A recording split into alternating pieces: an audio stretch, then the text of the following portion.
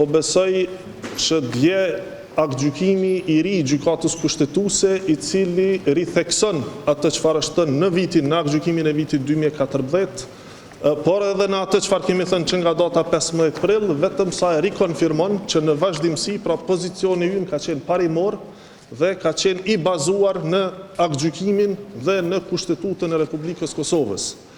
Siç e dini, pra kërkesa apo pyetja, çështja që është tru para gjykatës nga opozita, është inicuar me idenë pra që të kundërshtohet votimi i fshehtë, duke u thirrë në atë që votimi i fshehtë na qenë ka kundër kushtetues. Besoj gjithë keni pas rastin që ta shihni aktgjykimin e gjykatës kushtetuese të publikuar dje. Kjo është pra faqja e vendimit dhe këtu kemi tek konstatimet i kemi 2 pika. Në asnjërin prej tyre pra gjykata kushtetuese nuk ka thënë që votimi i fshehtë është në kundërshtim me Kushtetutën siç po tentohet të prezantohet gabimisht dhe rrejshëm nga opozita. Pra, po besoj keni dëgjuar deklaratat jo serioze, por në asnjë pikë të këtij vendimi nuk thuhet një gjë e tillë. Përkundrazi, në paragrafin 141 dhe në paragrafin 180, gjykata kushtetuese vetëm sa e ka rikonfirmuar që votimi i fshehtë është njëra prej mënyrave që mund të përdoret për të votuar pra për kryesinë e kuvendit. Kësaj, ne mund të konstatojmë pra që aktgjykimi i gjykatës kushtetuese në ne pra e lejon ose e rikonfirmon që votimi i fshehtë nuk është në kundërshtim me Kushtetutën, përndryshe do ta kishim tek konstatimet këtu, por ja që nuk e kemi.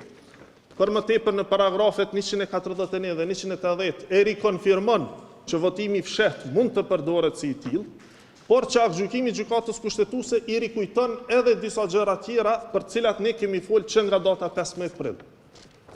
Pra, thotë që të gjitha partitë, e sidomos ato që kanë antar përfaqësues në kryesinë e kuvendit, që në kupton pra 3 partitë më të mëdha, si dhe subjekte tjera parlamentare që vinë nga minoritetet, nga komunitetet jo shumicë, pra duhet të arrijnë konsenzusin.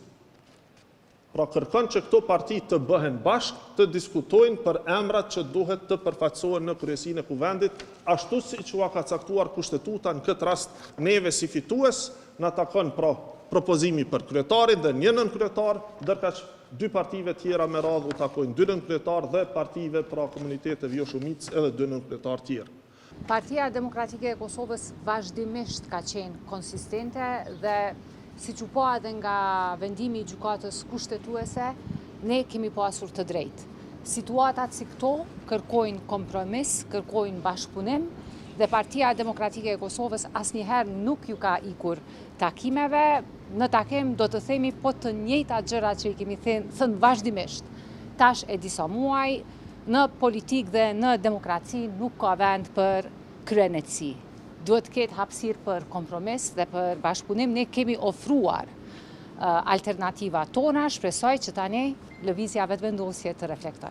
Nëse propozohet me shku në pako, kryetari me nënkryetar? Janë 2 votime të ndara, ju lutem me rregullorën e punës. Kuvendi kryetari përfaqëson të gjithë, e nënkryetarët e përfaqësojnë vetëm subjektin politik. Sot do të kemi çfarë që nëse propozohet, nëse blokojnë opozita kryetarin e kuvendit, një na mund të bllokuar edhe nënkryetarin e PDK-s, edhe kjo çon jo të mirë. Ky është një lexim tërësisht i gabuar edhe i rregullorës punës kuvendit edhe Kushtetutës së Republikës Kosovës, po e ripërsëris, kryetari i kuvendit e përfaqëson kuvendin, ndërkohë që nënkryetarët i përfaqësojnë subjektet politike. Për atë arsye dhe votimi është i ndarë. Nënkryetarët votohen në pako. Jo, obligative nuk ka asgjë në demokraci, përveç respektimit të Kushtetutës, ligjit dhe rendit. Mirëpo ne shkojmë aty për të shprehur gatishmërinë tonë për të zhbllokuar situatën e rëndë në të cilën jemi. Kemi shkuar në takime më herët, ne jemi konsistent. Faleminderit. Atëherë të nderuara media, po besoj që keni pa interpretimin edhe gjithashtu aktgjykimin e gjykatës kushtetuese sa i përket bllokadës në Kuvendin e Republikës e Kosovës. Ne gjithashtu kemi pa edhe prononcime të ndryshme nga eksponentë të lëvizjes vetëvendosje, të cilët në fakt e kanë në plan ta vazhdojnë këtë ngërç politik duke e bë një interpretim ndryshe nga krejt Kosova të gjykimit të gjykatës kushtetuese. se sa zoti Kurti është i gatshëm për bashkëpunim, unë po besoj që patet mundësi ta shihni vetëm para 2 minutave, kur ishte këtu në sallën plenare dhe nuk ishte në gjendje që të vi në takim konsultativ me të gjithë liderët e partive politike parlamentare.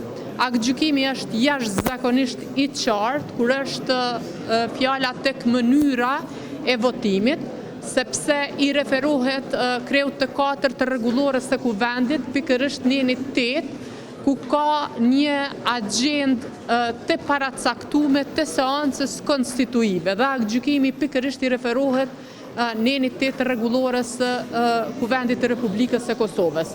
Dhe aty janë 3 pikat e agjendës, në ndërkohë që kur flitet për votimin e fsheht, ai e thot qartë se neni 8 nuk ka referenca të asnjë nën tjetër i cili flet për ndryshimin e rendit të ditës apo për parashtrimin e mocioneve procedurale.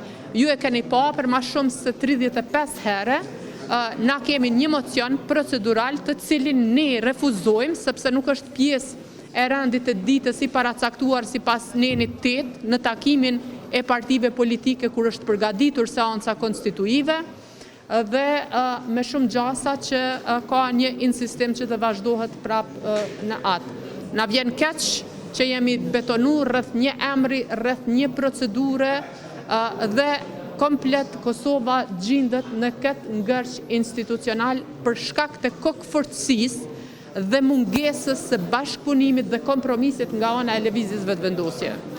Një shije të keqe e la fakti se këtë takim Kurti qëndrojnë në sallë dhe nuk erë takim. E pa besueshme nesër ka thirrë takim, dërsa sot ishte këtu në sallë dhe nuk erë në takim, që nuk është një shije e mirë. Sido që tjetë nxerrem një situatë të shtyrjes, që mos me vazhdu me të vjetër. Ashtu ram të këtë gjithë. Ndjemi më në fund që qëndrimin teme tash e 3 muaj e ka vërtetuar në aktgjykimin dhe gjykata kushtetuese. Kuptimin që marrëveshje politike duhen, konsenzus të forca politike, marrëveshje politike për të ndërtuar institucionet. Dhe gjithashtu dua të shpreh edhe herë respektin tim për gjykatën kushtetuese, e cila pavarësisht gjendjes së vendi nuk e ka lejuar veten të shndrohet nga një institucion i pavarur gjykatës në një parti politike. Gjykata ka ruajtur me rolin e vet, kompetencat e veta, duke tentuar që në hapësirën e vet dhe kompetencat e vet t'jep me mesazhe porosi, po jo mu shndru në një parti politike. Gjykata na tha kështu, në parti politike nuk vënë. E shpjegoj procedurat ligjore, ama në fund, porosia e gjykatës ashtu si kontuar është që konstituimi i kuvendit është tërësisht vendim politik i forcave politike, edhe i deputetëve. Dhe nuk muj ne si gjykatë në ardhe me ju zgjidh e me ju bashku e me ndërtu marrëveshje politike, se s'është roli i gjykatës. Pak a shumë kështu është interpretimi i gjykatës kushtetuese nëse interpretohet porosia. A votoni sot? Dhe, veç pak se kjo pa emrama është. Dhe çka tha tjetër? Tha që procedurat jenë respektuar, kemi pas kandidatë të propozuar, dhe këtu çdo që ka qenë rregull. Partia e parë ka respektuar këtë pjesë e procedurave, çështja ka mbetur të mbëshpasja votit së mjaftueshme. Dhe vota bëhet si bëhet vota shtesë. Duhet gjatën një vota.